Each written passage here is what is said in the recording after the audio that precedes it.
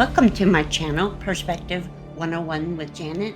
Like all of us, I have faced trials in my life, and I can choose to be a victim or I can choose to be victorious. I can acknowledge that my adversities create my advantages. And then this proverbial game I sometimes call life begins. Hey, welcome to my channel, Perspective 101 with Janet, where I share things I've learned, henceforth, perspectives that have been born out of my trials and suffering. And those of you that have watched some videos or know me know that I had back surgery. Today is day 14 and I'm making progress, but the struggle is real. So I saw something on Instagram that inspired this video on love, and it was a t-shirt that said on the front, "You are enough." And on the back of the shirt, it says, "Dear person behind me, the world is a better place because you're in it. Love the person in front of you." And I love that. And so that's what inspired my video today on love. It's not going to be long. I'm not wanting to tire myself out, but I do want to share some ways I've been shown love in the last 2 weeks, specifically the last 48 hours. Wednesday morning, I woke up with this deep heaviness, the sadness that was kind of alarming. So I prayed and said, "Okay, equip me for the day, God." And he did. He sent people to encourage me, to help me find means of transportation when I can't drive and so forth. And I had a friend come and drop off meals from my Bible study group. And she was there when I got some tough news. It was in the way of a phone call. I accidentally hit the button to send a voicemail, but it was probably a good thing. Long story short, without getting into too much details, I was cleared to go back to work with some restrictions, and my employer chose not to work with this, and I no longer have a job. But God has given me the ability to look in the rearview mirror and see, okay, we've been through worse, we're gonna make it.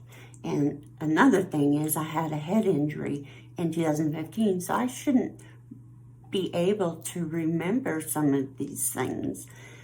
And also, obviously, the surgical pain is tough.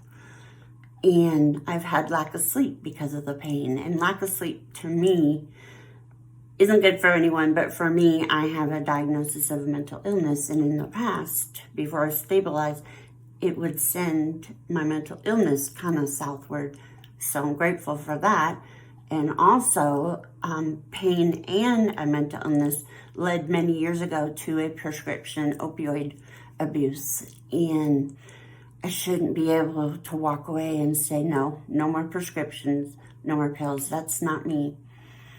It's God. I don't believe I have that strength on my own.